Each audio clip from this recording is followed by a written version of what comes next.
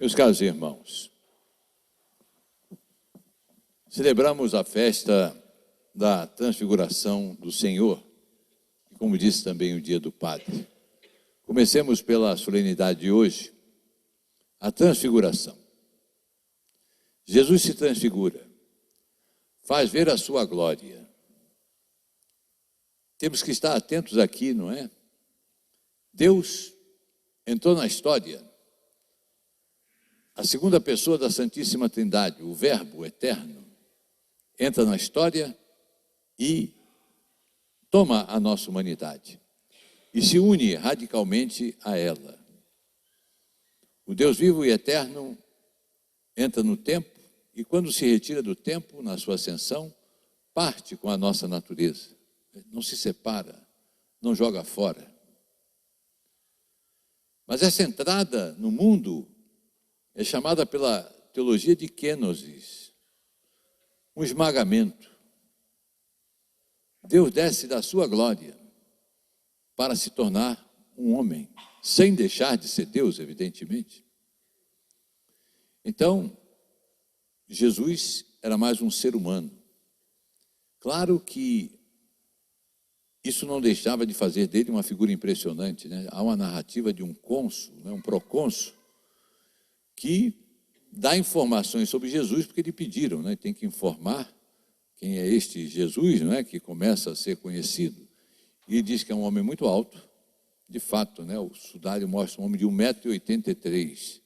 Você pensa, um homem de 1,83 m, há praticamente 2000 anos atrás, era um homem alto, né? A estatura de 1,80 m é mais próxima dos nossos dias em geral, não é? Hoje já tem gente mais alta, evidentemente, mas é uma figura. E diz que de longe não se notava muito, mas de perto não se podia deixar de notar. E tinha um semblante circunspecto.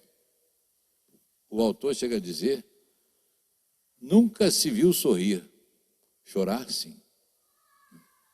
Então, veja também como era uma figura séria, né? Porque falava de coisas graves, sérias, né? Claro que sorrir é bom, né? Mas chama atenção esta palavra, né? Não é que fosse mal-humorado, né? A gente vê que Jesus é bem-humorado, né? Quando os Tiago e João querem atirar fogo sobre a Samaria, né? Querem invocar, ele chama ele de os filhos do trovão, né? Já botou até um apelido nele, né? Já brincou com a situação, né? Mas veja, era mais um homem que estava ali, né? Claro que o seu ensinamento, né? Os portentos que fez, né? Já chamavam a atenção, mas não manifestava a sua glória. Esta glória que Daniel narra, né? Na sua visão noturna, como o Filho do Homem, que vai ser um título que Jesus vai tomar muito para ele, né? É glorioso. E como que escondeu essa glória ao tomar a nossa natureza. Mas aqui no Monte Tabor, levando 3 testemunhas especiais, Pedro, Tiago e João, que são os mesmos que vão estar também num outro monte, no Monte das Oliveiras, num monte onde não vai haver a glória, no monte onde não vai ser bom estar, não é? Vai ser diferente. E é em função disso que Jesus mostra a sua glória, preparando, como diz o prefácio de hoje, para o escândalo da cruz, para o momento difícil, não é? Tanto o texto de hoje termina, né? Há os textos do ano B, do ano C, que falam, né? Jesus manda que eles não digam nada disso até que ele tenha ressuscitado dos mortos. Mas eles não sabiam bem o que é ressuscitado dos mortos, né? Isso é uma das provas para a gente ver como a ressurreição é verdadeira, porque não se entendia bem e até havia uma certa repulsa pela ideia de ressurreição, né? E é interessante que na segunda leitura é o próprio Pedro que cita esta transfiguração do Senhor. Ele que estava lá, né? Mateus narra, não é? E outros narram, mas Pedro estava lá, não é? E vejam que ele diz: é bom estarmos aqui, não é? estar diante da glória do Senhor. Jesus se manifesta, mostra um pouco do que é o reino de Deus, e isto agrada tanto. É bom estarmos aqui, mas não vai ser bom estar no Monte das Oliveiras, onde os três vão chegar até dormir, não é? Para não ver, não é? É um momento pesado, né? Então veja como estes momentos são fundamentais, não é? Para a redenção. Jesus teve que passar por esta hora. Que direi, afasta de mim este cálice, afasta-te desta hora, mas foi por esta hora que eu vim. Mas para preparar os seus discípulos, ele se transfigura. Para mostrar também que somos destinados a esta grande transfiguração. Somos chamados a participar da glória de Cristo. Mas para isso, é preciso primeiro transfigurar a nossa vida aqui. Transfigurá-la de acordo com o evangelho que nosso Senhor nos apresenta e espera que nós o vivamos. Isto é a coisa fundamental da vida. E para isso, ele deixou todos os recursos, constituiu a igreja, deixou os sacramentos. E para administrar tudo isso, está a figura do sacerdote. Que na sexta-feira, no dia 4, nós recordávamos com a memória de São João Maria Vianney. É interessante isso. Quantos grandes sacerdotes a história já teve, não é? Párocos de grandes igrejas, de catedrais, não é? No entanto, o patrono dos padres é um pároco de aldeia, né? Lá do interior da França. Não era grande coisa, não. Até hoje não é grande. Interessante, né? Como Belém também, onde nasceu Jesus, também não é grande coisa, não. Continua pequena. Mas ali se deu grandes coisas, né? Como em Arnes também se dará coisas muito belas.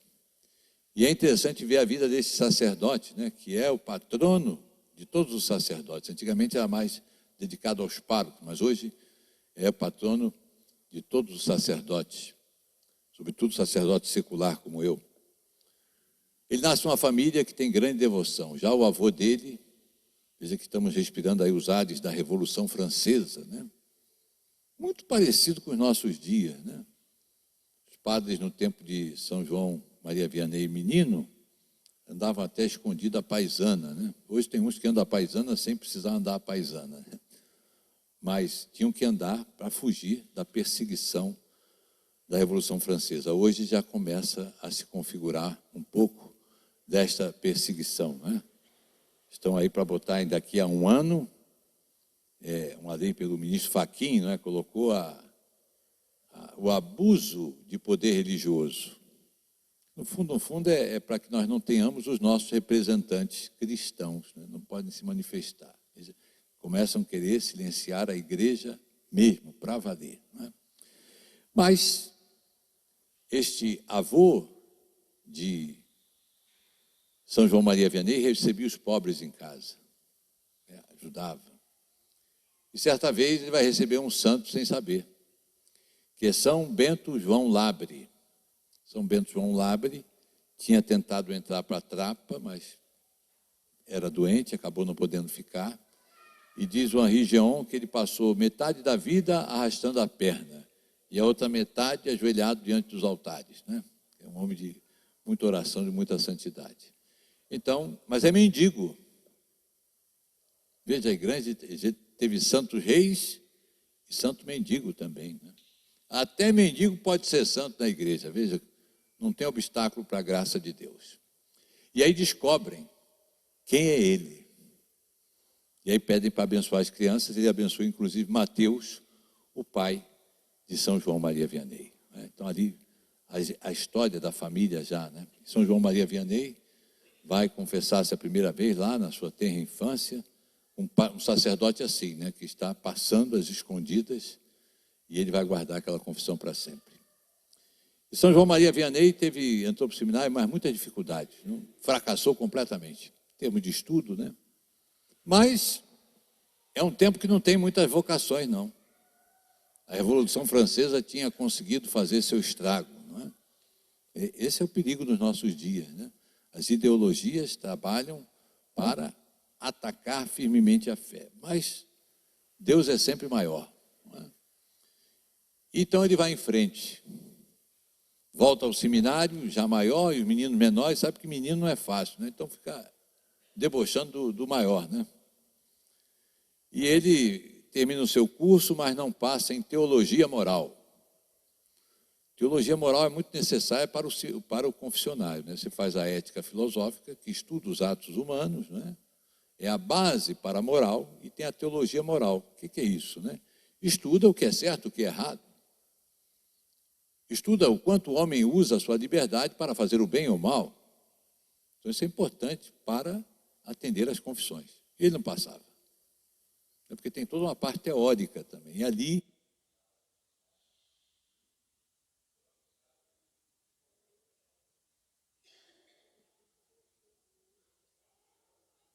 está funcionando?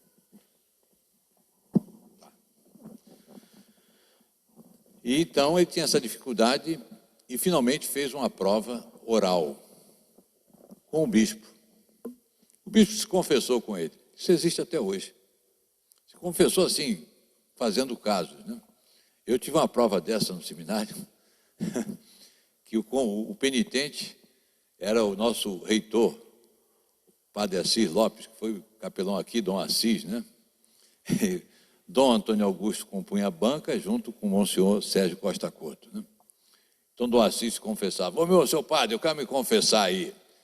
O senhor pode botar, já pequei todos os pecados. Aproveita e bota aí o pecado original também, né? Não se confessa o pecado original, né? A cilada era essa daí, né? Então, tem essa prova oral. E nesta prova oral, Santo Curadás saiu muito bem, muito bem.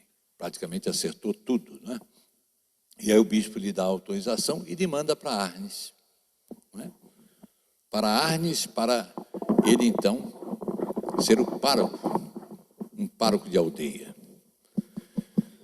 E já o seu caminho para Arnes é marcado por dificuldades para chegar, né? O demônio começava a sua luta contra São João Maria Vianney, que chega, reforma a igreja, não é? E vai pregando, né? Uma vez ele pregando do púlpito, né? Que o púlpito é isso ali. Hoje nós pregamos aqui do ambão, né? O púlpito, e ele diz como Jesus, né?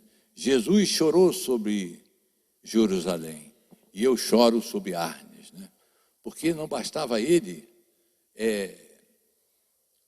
cumprir as coisas da igreja, ele queria realmente levar as pessoas à santidade. Aliás, uma região diz isso, né? Que São João Maria Vianney foi 100% santo.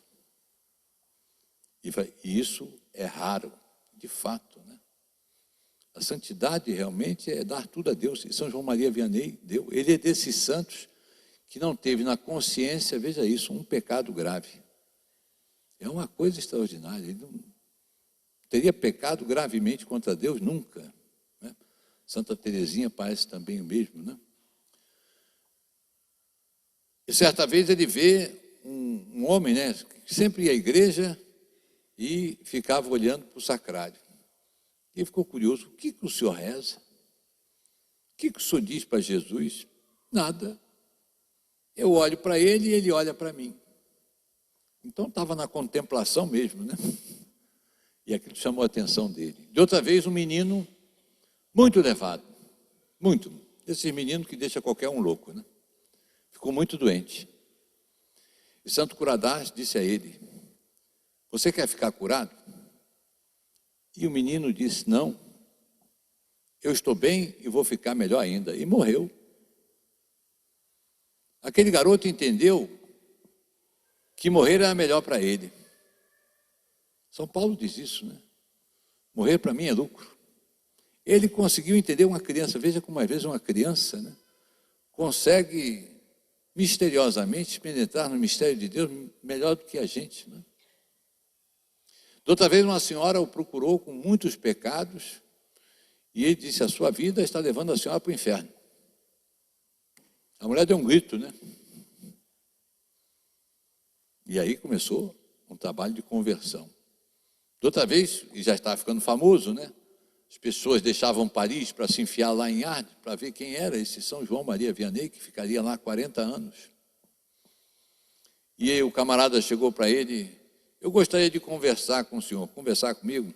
Não sei conversar. Sei confessar, serve? Não, mas eu queria conversar. E aí o camarada acaba se confessando. Eu já acho graça disso, porque uma vez numa igreja na Tijuca, eu era jovem, né? Nem seminarista era, fui lá me confessar. Eu queria me confessar. Você quer conversar ou confessar? Eu também quero confessar, né? E aí, então, o homem se confessa e se converte, né? De outra vez, um foi brincar com ele no confessionário. Foi confessar os pecados que não tinha feito. E ele ficou ouvindo, ele falou, não, isso aí você não fez nada disso. Mas em tal dia você fez isso, no outro dia você fez aquilo, aí disse os pecados dele. O camarada deve ter caído para trás. Isso aconteceu também com o Padre Pio, né? São dois. Deus permite a eles essas coisas extraordinárias, né? E se levantava sempre muito cedo para descer ao confessionário, de madrugada, né? Chegou a ficar 16 horas no mesmo dia confessando. Você imagina isso, hein? Vocês não têm ideia, mas em Faenza, por exemplo, eu confessei de manhã, almoçamos, 2 horas da tarde voltamos, confessávamos, era assim uma Semana Santa. Eu voltei no trem para Roma com a dor nas costas, que não era brincadeira. Então, ele fez isso a vida inteira, né? Mas o demônio o incomodava, não é? Ele tinha uma luta constante, né? Atribulava a sua noite, não é? A sensação de que as cortinas estavam pegando fogo, a cama sacudia, né? O homem tem que acordar cedo, hein? Não dormir bem, hein? E a um ponto tal que ele chegou a dizer, não é? Gapan é o nome do demônio do caipira francês fala, quer dizer, o capeta, né? Eu e o Gapan somos quase camaradas, né? Quer dizer, convivemos tanto, né? Não é uma convivência boa, mas é quase camarada, né? Porque está sempre junto, né? Estava sempre. E vejam, o demônio lhe disse, por sua causa eu perdi 70.000 almas. Veja o que um santo faz, veja como um santo atrapalha o demônio, hein? Por sua causa, veja naquele tempo, veja a proporção do tempo, eu perdi 70.000 almas. Né? Mas todo mundo tem lá o seu ponto fraco. E o santo Curadars, que sempre foi dedicado à contemplação, de menino, né?